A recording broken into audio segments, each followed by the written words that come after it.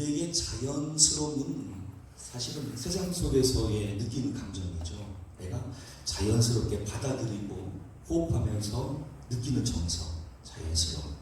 근데 그게 다 맞는 건 아닙니다. 예를 들면 오늘 배워야 될 실패라는 단어가 그렇습니다. 실패라고 하는 사전적인 뜻은 원하는 결과를 얻지 못하거나 뜻한 대로 되지 않고 그르칩니다. 결과론적인 이야기죠. 근데 이 사상과 가치관을 우리도 자연스럽게 받아들였어요. 그렇게 쓰고 있어요. 그러니까 어느 집에 자녀가 이번 대학 진학에서 1차 면접 또는 논술에서 실패했습니다. 실패라는 말을 잘 써요. 어느 집 부부가 가정생활이 실패했습니다. 어느 분 사업장에 사업에 실패가 있었습니다. 그러니까 너무나 자연스럽게 그 실패라는 말을 쓰고 있습니다. 근데 정작 그 당사자는 말이죠. 실패라는 말을 들을 때 그냥 한 번이 아니고 여러 경로에서 듣다 보면 자기 마음이 이것을 다 감당치 못하여서 큰 어려움을 만날 수가 있어요. 열등감이 되고 상대적 박탈감이 되고 우울증으로 발전하고 나중에 극단적인 선택을 할 수도 있어요. 자, 실패가 과연 그런 뜻인가? 성경은 아니라고 말씀하세요.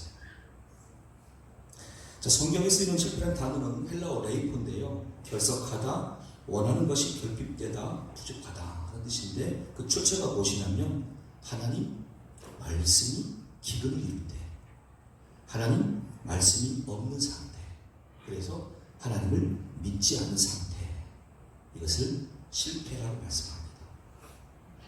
너무나 다른 차원이죠. 내가 추구했던 결과에 안 될 때가 실패가 아니라 하나님 말씀이 나에게 공급이 안 될 때, 하나님을 내가 온전히 믿지 못할 때 이게 실패라고 말씀합니다. 구약 아모스 시대가 있었습니다. 북이스라엘에 사실은 뽕나물 치는 농부였던 아모스가 발탁되어 잠깐 동안이지만 선지자로 쓰임받을 때가 있었습니다. 아모스 8장 11절로 13절 말씀에 주 여호와의 말씀이니라. 보라, 날이 이를지라. 내가 기근을 땅에 보내리니 양식이 없어 주림이 아니며 물이 없어 가람이 아니요 여호와의 말씀을 듣지 못한 기갈이라. 사람이 이 바다에서 저 바다까지 북쪽에서 동쪽까지 비틀거리며 여호와의 말씀을 구하여도 돌아다녀도 얻지 못하리니 그날의 아름다운 처녀와 젊은 남자가 다 칼하여 쓰러지리라. 아멘. 이 당시의 북이스라엘의 정원을 잘 아실 겁니다. 하나님의 심판이 그 앞선 7장에 세 가지 환상으로 다 그들이 예고되어졌습니다. 앞에 두 가지의 환상 가운데 주시는 그 예언은 아모스가 중보기도 합니다. 하나님 그러지 말아주시기를, 우리의 죄를 사하시고 용서해달라고. 그 두 번의 기도는 다 응답되어지고요. 그래서 그들에게 심판이 보류됩니다. 근데 세 번째는 아모스가 중보기도를 안 해요. 왜 안 하게 되냐면 아마샤라고 하는 베델의 제사장이 이 아모스를 건듭니다. 너는 베델에서 예언하지 말고 차라리 나는 유다로 가라. 너 예언은 우리가 전하는 예언과 다르다는 것이죠. 그래서 참 예언자인 아모스가 무시당해요. 그의 권위는 곧 하나님의 권위였는데 그 시대가 그랬어요. 그리고 아모스는 그에게 오늘 이 본문의 말씀으로 이제 예언을 합니다. 하나님 말씀인데 곧 너도 너희 가족들에게도 이런 불행이 있고 이 북이스라엘은 멸망당한다. 자, 그렇게 하나님 말씀을 전하는 참 목자, 참 선지자, 참 예언자가 이제는 그 땅에 공급이 안 됩니다. 예수님 오실 때까지 북이스라엘 역사만 하더라도 약 700년 정도 영적 기간이 되죠. 하나님이 말씀자를, 대언자를 보내지 않으세요. 그러니까 우리가 오늘 홍수 가운데 마실 물이 없다 이런 말을 합니다. 큰 물이 났습니다. 하늘산의 모든 계곡들마다 물이 차 넘칩니다. 우리 도심까지 물이 차고 오릅니다. 하지만 정작 우리가 마실 물은 거기 있지 않잖아요. 어느 집 생수통 안에, 정수기 안에, 또 내가 준비한 따로 물통 안에 그걸 마셔야 돼요. 그 홍수 났던 그 물을 마시면 안 돼요. 그렇게 우리가 일상적으로 내 주변에 말씀이 많습니다. 눈만 뜨고 귀만 열어도 너무나 많은 매체를 통해서 듣고 있습니다. 나의 주변에는 말씀이 항상 있습니다. 이것을 말하는 게 아니에요. 정작 나를 살린 말씀, 내 안에 와서 나를 변화시킨 그 말씀, 나의 지금도 생명인 그 말씀을 여러분 각자가 지금 가지고 있고 의지하고 있고 붙들고 있느냐 그 뜻이에요. 의외로 많은 분들이 없어요. 그냥 보통 생각으로는 내 주변에 언제라도 채널을 틀면 듣고 있으니까 내가 늘 말씀만에 가는 걸로 착각하는데 그건 아니에요. 그렇게 오래 방치하면 영적인 기간을 만나게 되겠죠. 그 다음에는 바로 여기 실패를 만나게 돼요. 오늘 본문의 베드로는 어떻습니까? 3년 넘는 시간을 예수님이 발탁한 수제자로 항상 동행하면서 예수님의 모든 말씀을 바로 옆에서 들었습니다. 또 그 말씀이 이루어진 현장을 보았습니다. 그리고는 스텝으로 참여하면서 우쭐거렸습니다. 그리고 정작 자기에게는 예수님 말씀에 대한 믿음은 없었습니다. 그리고는 오늘 본문 끝에 보시면 자기가 했던 그 모든 불신의 모습 때문에 혼자 통곡하면서 후회하는 모습만 남기고 스스로 뒤로 사라지죠. 자, 오늘 이 본문의 말씀 속에 베드로를 어떤 분들은 감정적으로 후회하는 모습, 회개하는 모습이라고 표현하는데 그건 아니고 실패자의 모습입니다. 이 사람은 주님과의 관계에서 실패했습니다. 73절부터 75절까지만 제가 공독해드려 조금 후에 섰던 사람들이 나와 베드로에게 이르되 너도 진실로 그 도당이라 너의 말소리가 너를 표명한다 하거늘 그가 저주하며 맹세하여 이르되 나는 그 사람을 알지 못하노라 하니 곧 달기 울더라. 이에 베드로가 예수의 말씀에 닭 울기 전에 네가 3번 나를 부인하리라 하심이 생각나서 밖에 나가서 심히 통곡하니라. 왜 제가 믿음 없다고 말씀을 드리냐면 그 다음 장면이 막달라 마리아 같은 여인들이 가서 부활의 현장을 보고합니다. 베드로, 야고보, 요한 큰일 났습니다. 내가 무덤에 가보니까 무덤이 굴려가 있고 빈 무덤이 됐습니다. 천사를 만났는데 이 예수님 부활하셨다고 합니다. 같이 가보십시오. 확인해 보십시오. 뛰어가요. 그리고 놀라요. 그리고 또 사라져요. 그게 베드로예요. 그 다음 장면은 갈릴리 호숫가에서 배 타고 밤새 그물을 내리고 고기 잡는 베드로의 모습이에요.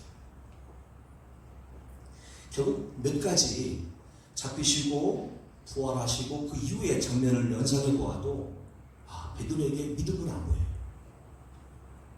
결국 베드로 실패했구나 그라는 말씀이 주어졌고 그 말씀 안에 거하는 삶이 그에게 허락되었지만 그가 믿지 못했구나. 그는 실패자구나. 이렇게 할 수가 있습니다. 자, 그럼 왜 베드로는 믿음에서 실패했을까? 실패의 원인 첫 번째는 본문의 바로 앞에 있는 사건입니다. 감람산 위에 올라가서 예수님이 그들에게 다음 같은 예언을 말씀하시죠. 마태복음 26장 31절로 35절입니다. 그때 예수께서 제자들에게 이르시되 오늘 밤에 너희가 다 나를 버리리라. 기록된 바 내가 목자를 치리니 양의 떼가 흩어지리라 하였느니라. 그러나 내가 살아난 후에 너희보다 먼저 갈릴리로 가리라. 베드로가 대답하여 이르되 모두 주를 버릴지라도 나는 결코 버리지 않겠나이다. 예수께서 이르시되 내가 진실로 내게 이르노니 오늘 밤 닭 울기 전에 네가 3번 나를 부인하리라. 베드로가 이르되 내가 주와 함께 죽을지언정 주를 부인하지 않겠나이다 하고 모든 제자도 그와 같이 말하니라. 아멘. 자, 여러분 믿음과 자기 신념과 차이를 아십니까? 그러니까 믿음을 기반으로 한 고백과 나의 의지, 나의 열심이 기반된 나의 표명되어지는 표현은 다른 차원이죠. 다시 말하면 하나님 아버지로부터 나에게 임한 그 믿음은요, 나의 신앙 고백이 작은 소리이든 침묵 가운데 있든 삶으로 드러나면 하나님께서 받으시고 주변 사람들의 변화를 꾀할 수가 있지만 내 열심, 내 의지, 내 어떤 능력 등등을 내가 기반으로 한 나의 신념은 아무것도 변화시키지 못하고 주변에 오히려 영향을 끼칩니다. 그리고는 하나님의 뜻에도 협력하는 모습이 아니고 자기만의 영역으로 그냥 하나님이 보시는 그런 구조로 나타나는 것이죠. 세상 속에서 그 아무개는 아직도 믿지 않는다는 그런 표현을 듣게 되죠. 이게 자기 신념이에요. 여기 베드로가 하는 말들은 자기 신념이에요. 심지어는 옆에 있는 사람들보다도 내가 더 나의 우월성을 강조하죠. 이렇게 믿음 아닌 자기 신념에 있을 때는 영적인 무지와 플러스 교만이 들어옵니다. 그리고 자기의 이 신념이 마치 믿음인 것처럼 착각을 하죠. 나의 열심, 나의 의지가, 나의 능력이 아닌데요. 결국 이것을 우리가 첫 번째 교훈으로 삼을 수가 있습니다. 내가 믿음 아닌 것과 믿음의 차이를 분별할 수 있을 때 내 안에 먼저 하나님 주신 믿음이 내 안에 있느냐, 아니면 내가 나의 열심을 기반으로 하는 내 신념이 있느냐, 이 차이를 먼저 보시라는 뜻입니다. 두 번째로 베드로의 실패 원인은 기도 생활을 게을리 했습니다. 자, 본문 말씀 바로 앞에 있는 사건은 마태복음 26장 38절로 41절입니다. 겟세마네 기도를 하신 예수님께서 그들에게 당부하시죠. 함께 깨어 기도하자고. 이에 말씀하시되 내 마음이 매우 고민하여 죽게 되었으니 너희는 여기 머물러 나와 함께 깨어 있으라 하시고, 조금 나아가사 얼굴을 땅에 대시고 엎드려 기도하여 이르시되 내 아버지여, 만일 할만하시거든 이 잔을 내게서 지나가게 하옵소서. 그러나 나의 원대로 마시옵고 아버지의 원대로 하옵소서 하시고, 제자들에게 오사 그 잔것을 보시고 베드로에게 말씀하시되 너희가 나와 함께 한 시간도 이렇게 깨어 있을 수 없더냐. 시험에 들지 않게 깨어 기도하라. 마음에는 원이로되 육신이 약하도다 하시고. 아멘. 자, 기도라는 것은요, 하나님과 나 사이에, 하나님과 주 백성 사이에 영적인 대화이고 영적인 교감입니다. 커뮤니케이션입니다. 꼭 내가 어떤 소원이 있어서 이 소원을 이루어 달라 요청하는 것만 기도가 아니고요. 원래는 기도가 커뮤니케이션이에요. 교제예요. 여러분들이 집안에 계신 아버지나 어머니에게 어떤 대화를 요청합니다. 근데 거기에 여러 가지 형식을 갖다 붙이고 미사를 갖다 붙여서 아버지 어머니 부르는 분 거의 없을 겁니다. 아주 단순하게 아빠, 엄마 이러면 돼요. 바로 반응이 와요. 왜? 무슨 일이야? 기도가 그래요. 근데 이런 기도가 되기 위해서는 기도가 생활화가 돼야 됩니다. 자, 지금 예수님께서 특별히 기도를 부탁하셨습니다. 함께 기도하자. 근데 한 시간도 깨어 기도할 수 없는 베드로, 또 주변의 제자들. 오늘 내가 기도가 지금 죽어있든지 쉬고 있는 상태로 간다면 이룰 수 있어요. 그래도 변명만 듭니다. 내가 열심히 피곤하고 바쁘다 보니까 이러죠. 근데 이것이 지속되어진다면 그게 실패가 돼요. 말씀이 공급이 안 될 것이고 관계가 단절될 겁니다. 이게 실패라는 거예요. 그러니까 우리가 기도를 왜 하느냐? 꼭 나의 소망이 이루어지는 것이 아니라 하나님과 나와의 대화 속에서 교제, 연속성과 지속성을 이어갈 수 있는 방법, 이게 기도예요. 늘 강조하는 건 생활상의 기도이죠. 장소도 골방으로부터 걸을 때, 차에 탔을 때, 운전할 때, 어느 현장이든지 다 가능해요. 여러분, 기도에 대해서 큰 부담 갖지 마세요. 기도는 나를 부르시고 구원하신 하나님 아버지께 나의 소망과 입술의 고백으로 얼마든지 올리는 커뮤니케이션, 바로 그 대화 방법입니다. 그리고 그 앞에 여러 가지 방법과 순서들을 고민하지 마세요. 아주 단순하게 부르셔도 좋습니다. 아버지, 아빠. 예수님은 아버지 부르셨어요. 이 기도가 오늘 여러분 가운데 식어졌을 때, 이 기도를 쉬고 있을 때, 또 그 시간이 점점 멀리 장기가 되었을 때 여러분 실패할 수 있습니다. 사도 바울은 자신이 개척한 데살로니가 교회 교인들을 향하여 나는 당신들을 위해서 지금도 기도합니다 라고 기도하는 제목을 다음과 같이 알려주었습니다. 데살로니가 후서 1장 11절과 12절입니다. 이러므로 우리도 항상 너희를 위하여 기도함은 우리 하나님이 너희를 그 부르심에 합당한 자로 여기시고 모든 선을 기뻐함과 믿음의 역사를 능력으로 이루게 하시고 우리 하나님과 주 예수 그리스도의 은혜대로 우리 주 예수의 이름이 너희 가운데서 영광을 받으시고 너희도 그 안에서 영광을 받게 하려 함이라. 아멘. 첫째는 개척한 교회를 좀 두고 떠나왔습니다. 근데 그 교회에 사실 그 당시는 건강한 생각과 또 믿음이 있는 목회자가 있으면 좋겠지만 순회 전도자가 와서 덜랑하는 그런 시대였어요. 그러니까 바울 이후로 그 교회에 누가 와서 목회할지는 몰라요. 다만 모든 것을 하나님께 맡겼으니 주님의 승리 가운데 누군가 와서 목회하겠지. 때문에 그 목회자뿐이 아니라 그 남은 성도들에게는 다음 같은 믿음이 필요합니다. 목회자는 갈릴 수가 있습니다. 변화가 있을 수가 있습니다. 하지만 성도들에게는 변화없는 믿음과 가치관이 있어야 되겠죠. 첫째, 하나님의 부르심에 합당한 자로 살라. 너희를 부르셔서 거룩한 제사장들로 택한 백성들로 오늘 임명하고 교회로 불러주신 그 아버지 하나님의 뜻을 분명히 인식하고 교회 안에 거하는 백성들로. 두 번째, 모든 선을 기뻐함과 믿음 역사를 능력으로 이루게 하기를. 그러니까 내 신념이 아니고 하나님 주시는 그 능력을 기반으로 한 협력과 섬김이죠. 그 교회 생활. 그리고 마지막 최종적으로 아버지 영광에 참여할 수 있기를. 바울은 기도했고 우리에게 이것을 중보 기도로 가르치고 있어요.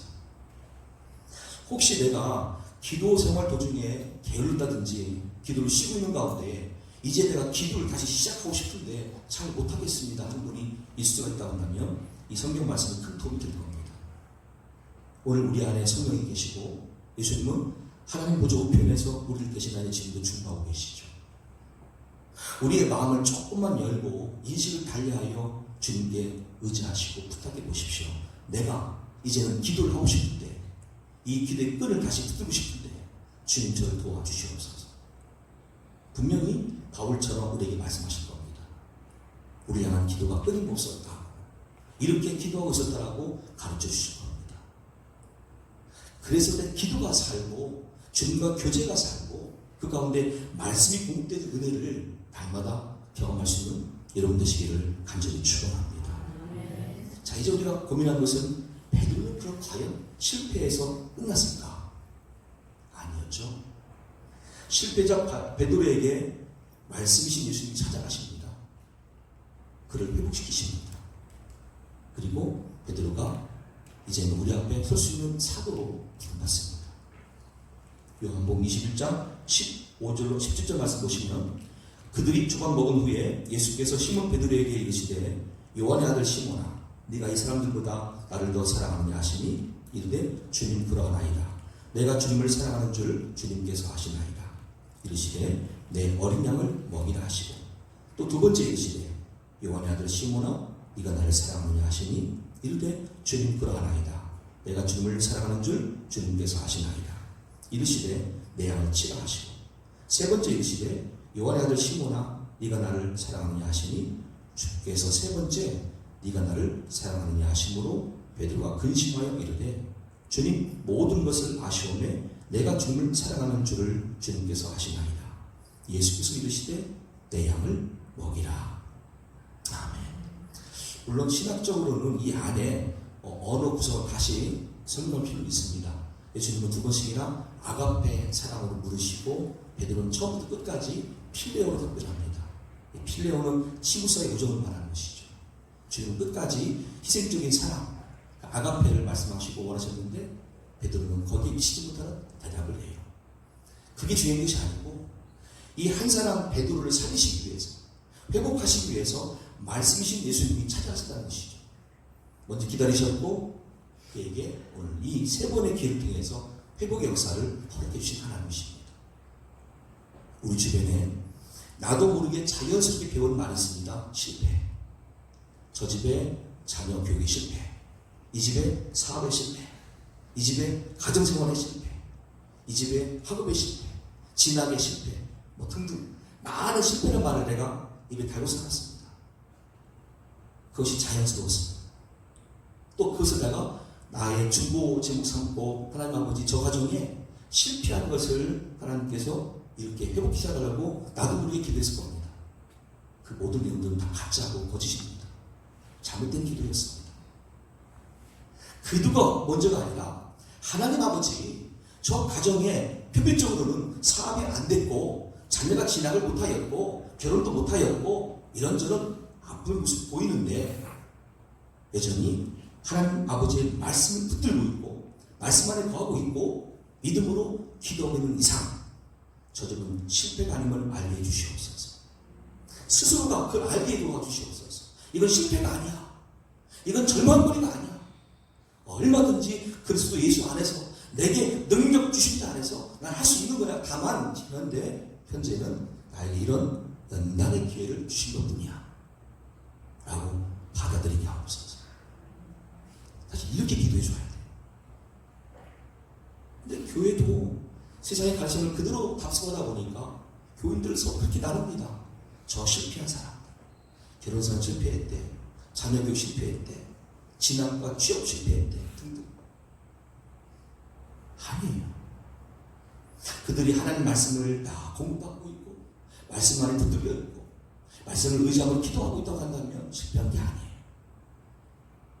다만 하나님의 또 다른 계획 속에 연단의 시간을 거치고 있는 것뿐이에요. 그렇게 바라봐야 되고 그렇게 격려해 줘야 되고 그렇게 충고하는 우리가 되는 줄로 믿습니다. 베드로 그렇게 살아갔습니다. 그러므로 예수님은 우리 모든 인류에게 요한복음 15장 4절과 5절로 핵심 가치를 가르칩니다. 이것이 우리 모든 생활에 가장 중요하고도 원칙이라고. 내 안에 거하라 나도 너희 안에 거하리라. 가지가 포도나무에 붙어있지 아니하면 스스로 열매를 맺을 수 없음 같이 너희도 내 안에 있지 아니하면 그러하리라. 나는 포도나무요 너희는 가지라. 그가 내 안에 내가 그 안에 거하면 사람이 열매를 많이 맺나니 나를 떠나서는 너희가 아무것도 할 수 없습니다. 아멘. 오늘 이 말씀이 저희 모두의 마음판에 가장 내 삶의 근본이고 가장 나의 삶의 원칙이고 내 삶의 목표가 될 수 있기를 간절히 축원합니다. 그러면요 주변 사람들이 나를 향해서 너 실패자야 뭐라고 정죄해도 다 이겨낼 수가 있어. 아니야. 무슨 말로 날 공격해도 괜찮아. 나는 이 말씀으로 무장하였고 이기고 있으니까 라고 자신을 지킬 수가 있어요. 저희 교회처럼 작은 교회들에게는 이런저런 어려움이 많습니다. 첫째, 이미 있던 기존의 교회들 사이에서 비집고 들어가 목회를 하고 전도를 하다 보니까 인지도 면에서 부족한 면이 있죠. 홍보가 잘 안 됐습니다. 잘 모르죠. 그러니까 이런저런 어려움들이 많습니다. 하지만 작은 교회든 지금 각 신생한 개척교회든 여기 증거드리는 이 말씀을 한번 의지해 보시면 어떨까 싶습니다. 바로 요한계시록 3장 7절 이하에 나오는 필라델피아 교회입니다. 필라델피아 교회의 사자에게 편지하라. 거룩하고 진실하사 다윗의 열쇠를 가지시니 곧 열면 닫을 사람이 없고 닫으면 열 사람이 없는 그가 이르시되 볼지어다 내가 네 앞에 열린 문을 두었으되 능히 닫을 사람이 없으리라. 내가 너의 행위를 아노니 네가 작은 능력을 가지고서도 내 말을 지키며 내 이름을 배반하지 아니하였도다. 아멘. 그렇게 해서 후반부에 칭찬받는 교회 필라델피아 교회가 세워진 것이고 인정된 것이죠. 물론 앞부분에는 서문교회가 있습니다. 두 개의 특징이 뭐냐면 큰 규모의 교회가 아니에요. 많은 재정 비축한 교회가 아니에요. 많은 행사에 있어서가 신청받는 게 아니었어요. 가장 근본, 가장 본질이에요. 우리 교회에 주의 말씀이 끊임없이 공급되고 있고 성도들은 그 말씀을 받아 누리고 있고 그 말씀대로 순종하여 삶에서 다른 이웃들을 건지고 있는 교회의 모습. 그 당시 로마 황제 숭배 상황 속에서도 이 교회만큼은 유일신으로 우리는 만군의 주여와 하나님만 섬기는 교회입니다. 목숨 건 그런 태도. 그때 하나님은 이들을 칭찬하셨고 인정해 주셨어요. 실패가 무엇입니까? 다른 교회가 이것한데 따라가는 건 실패할 수 있어요. 각각 교회마다 현장이 다릅니다. 그리고 원칙은 같지만 방법은 달리할 수 있겠죠. 중요한 건 원칙마저 따라가면 안 돼요. 저 교회가 저거 한데 그게 원칙이라고는 안 돼요. 원칙은 하나님 말씀에 있어야 됩니다. 말씀이 목회의 본질이고 말씀이 부흥의 본질이고 말씀이 저와 여러분들을 살리는 본인 줄로 믿습니다. 그럴 때 실패는 우리 교회와 전혀 없는 말이 되는 것이죠. 하나님, 작은 교회도 작은 능력 가지고서도 칭찬하는 교회가 될 수 있다고 말씀하셨어요. 여러분의 가정이 지금 어떤 규모입니까? 사업장이 어떤 규모입니까? 작은 능력, 작은 믿음도 괜찮아요. 주신 말씀 지키고 예수님 배반하지 않는 그 모습, 그 아름다운 신앙생활 속에 반드시 생명의 열매, 풍성한 하늘의 열매가 여러분과 저희 삶의 응답으로 주어지기를 예수님의 이름으로 간절히 축원합니다. 하나님 아버지, 우리가 두려워할 것은 우리 일상에 일용할 양식이 끊어지는 것이 아니라 하늘 만나인 아버지의 말씀의 기간이 우리에게 임할 것을 두려워하는 바로 그 마음의 태도를 시간 경험케 도와주시고 바르게 알게 도와주시옵소서.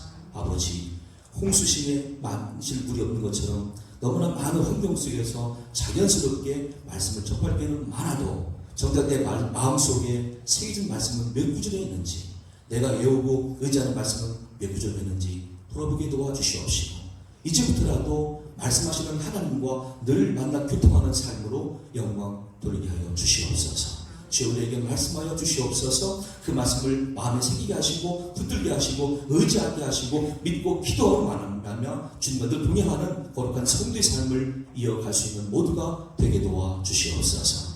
그 자리에 하늘의 영광이 충만하게 하시며 이 땅에서의 열매가 풍성한 모습으로 응답받게 도와주시고, 이것을 주변 많은 사람들에게 복의 비결로 전할 수 있는 우리가 되게 도와주시옵소서. 오늘 모든 것을 이루실 주 예수 그리스도의 이름으로 간절히 기도 올려옵나이다.